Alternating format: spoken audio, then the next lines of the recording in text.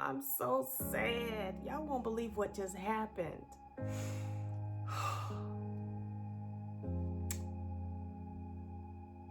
Look.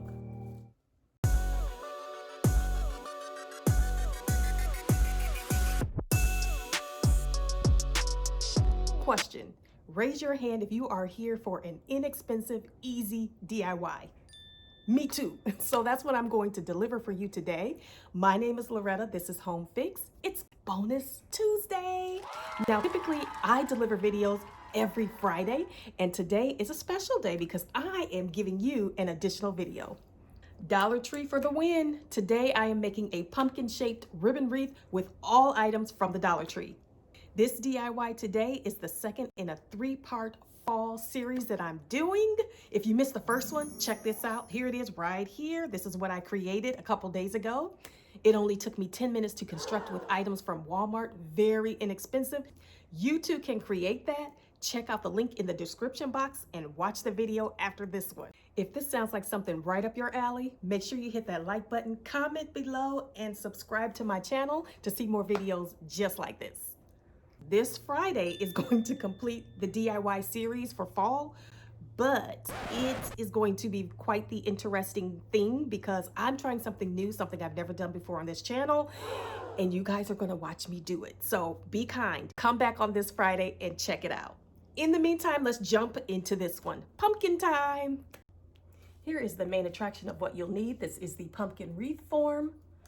I have several different varieties and colors with the mesh ribbon. These are 6 inches wide by 3 yards long. I have 12 of them sitting here for a total of 36 yards. If I need extra, I have it on hand ready to go. I have a couple lights that I can use at the end if I want to give it a little extra something. Some pumpkins with the clips on the back. I have ribbon. I have 4 packs of the very thin one, 2 of the same design, floral embellishment, a stem pick here, pipe cleaners, hot glue gun, a clip, I'll show you what to do with that, and scissors. Let's get going.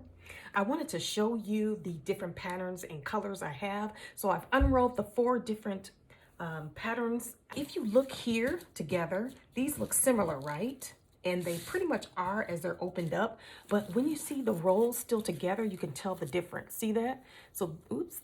There we go. This one is orange background. This one has a white background. As it's rolled, but unrolled, they look similar. And then here, these 2 particular ones. So let's put those aside. You could tell the difference right away with this one. The pattern is different. There's leaves here, and this one here are more feathers. So here, you can see the color change here too. This one has more of a white, and this one has a gold background. So that's gonna be fun put together. Let's go ahead and cut these up. Let me show you how to cut these. So what I did was I ended up taking a piece of cardboard and cutting it 8 inches long because that's the length of the mesh pieces I'm going to have. I'm going to take the roll here and I'm just going to wrap it. This way it allows for me not to have to cut each individual piece and will save me a heck of a lot of time and frustration. All right, so just keep wrapping the roll around the cardboard, okay? And look how that goes all the way to the bottom. So I'm gonna have some even cuts here. You guys, look at the back side of this. Isn't that pretty? I didn't even notice that before, but it's silver on the back side and gold on the front. Oh, this is gonna be so pretty. So you wanna go in and just cut underneath. Make sure you get under all the layers and just cut all the way across. Let me grab it here. Be careful, try to cut as straight as you can. All right, so there's that. Now I'm gonna go to the other end and do the same thing. And we'll count out how many pieces we have here. Okay, so what I'm gonna do now is go through and cut the other color, variations the same way. And then I'm gonna start putting them together and I'll bring you back when I'm at that stage. Okay, so I've cut all of my mesh into the 8-inch length pieces. So what I'm gonna do is start assembling them now. I'm going to roll up 3 different designs in 2 separate groupings. So for example, I'm gonna take one of these, and one of these, and in this order. so that the orange is in the middle to break it up. And I'm going to roll them up, and I'll show you how I do that. That'll be one grouping. And then the second grouping will be this one, and then back to this one.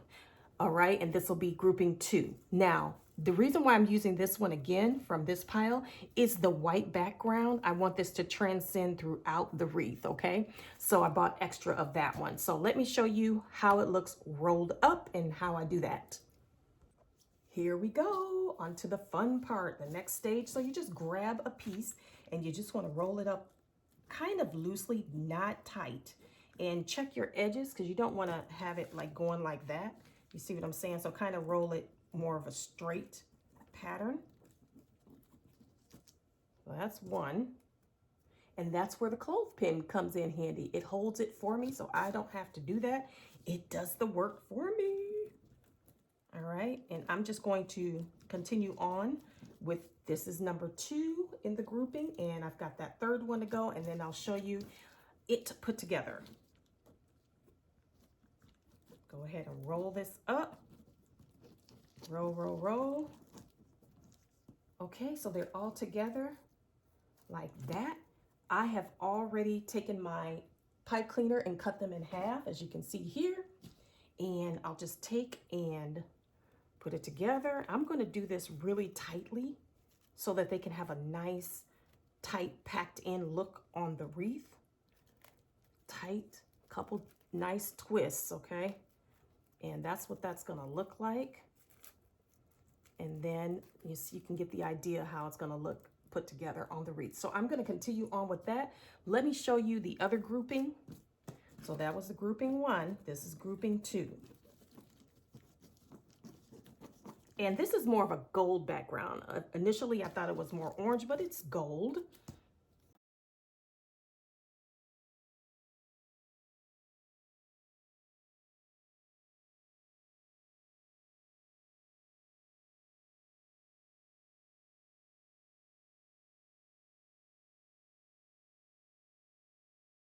And here we are in the process. I have completed all of my bundles. Yay! So for the first grouping, I have a total of 20. And for the second, I have 19 for a grand total of 39 bundles. So that's what I'm going to start placing on the wreath now. If I need more, I have additional mesh that I can use.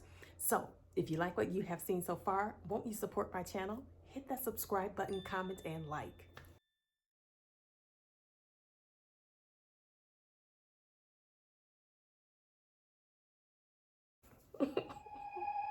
I'm so sad. Y'all won't believe what just happened.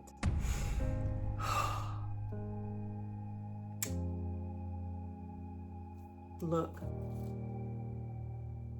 Yes, it looks pretty. It's gorgeous. However, I started off with 39 bundles and now I only have 5 left.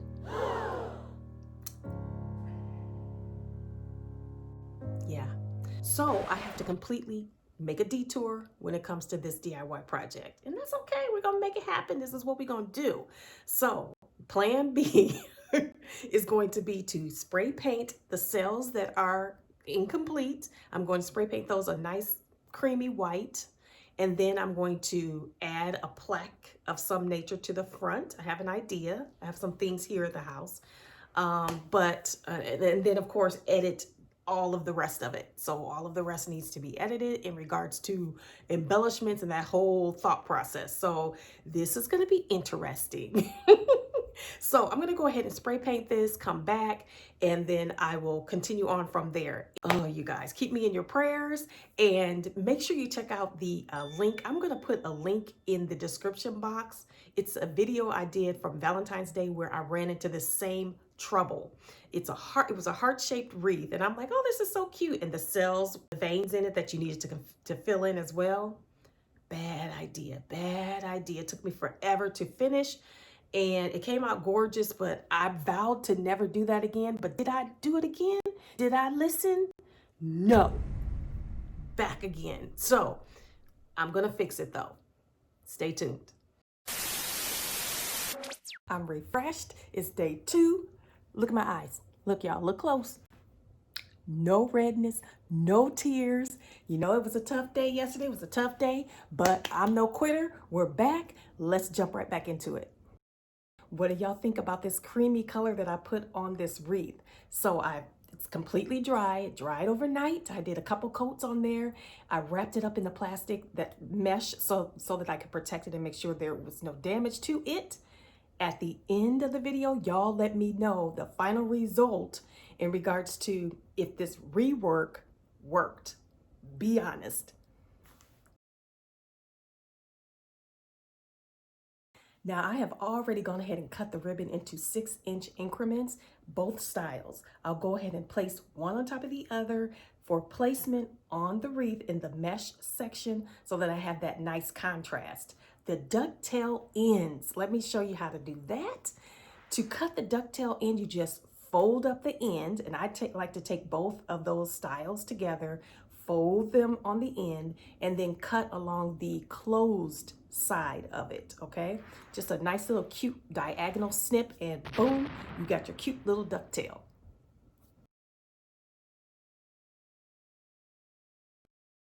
To get those ribbons to get in there and be happy within the mesh, what I'm gonna do is just turn those twisties up to the top to make them open toward the top instead of the bottom, which is what they're doing right now. And I'll sit those two ribbons within that particular twisty and twist it up and then tuck them down within the mesh again. If you have a choice, get the wired ribbon, because the wired ribbon allows you to bend and fold and twist, and it does whatever you tell it to do. This ribbon, not so much. You know, hey, it's Dollar Tree. It's what they had. That's what I grabbed. But I'm going to play around with it a little bit and, you know, do the best I can with it to make it look really pretty.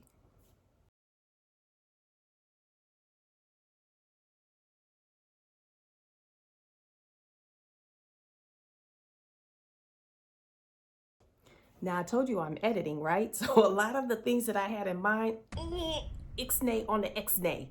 I got rid of it. It's going back to Dollar Tree, so I get, I get to get other stuff instead. But so I'm going to go ahead and use this one little embellishment that I was able to find at Dollar Tree. It works perfectly. It comes out since, you know. So I'm going to go ahead and cut that up and place that within the mesh as well. To make sure these little pick pieces don't move around on me and make me mad in 2 minutes, I'm going to add a little drop of hot glue and stick it down in there. That way, it ain't going nowhere. Time to add the lights. It's time to add the lights. Yes, that means we're coming to the end, y'all. Get excited. Okay, lights. Let's string them. Now we need to find a way to affix the battery box of the lights to this wreath. I think I'm gonna try out just a little trial and error here with the twisty thing and some hot glue. Warning, warning, do not, under any circumstances, glue shut your battery door. Don't do that.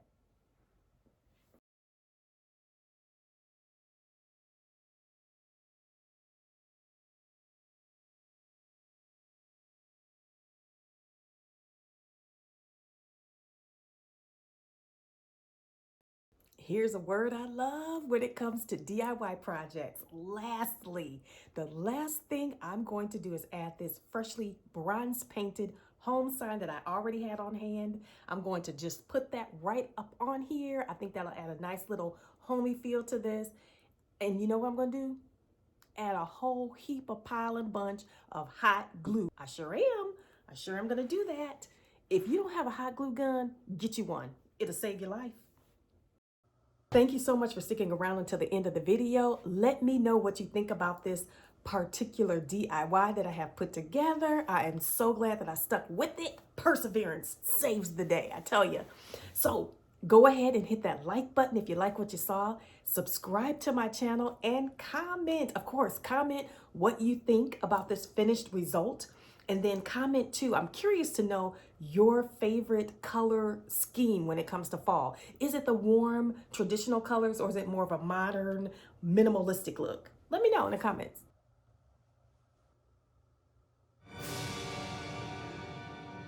Now, this Friday will end, I know, so sad. This will complete the 3-part fall series that I'm going to be doing. It won't be a wreath. It's going to be interesting though. I will say that I've never done this particular type of DIY before, so I'm stretching myself on this one. So please come back and check that out. And I'll see you guys Friday for your next home fix. Bye, y'all.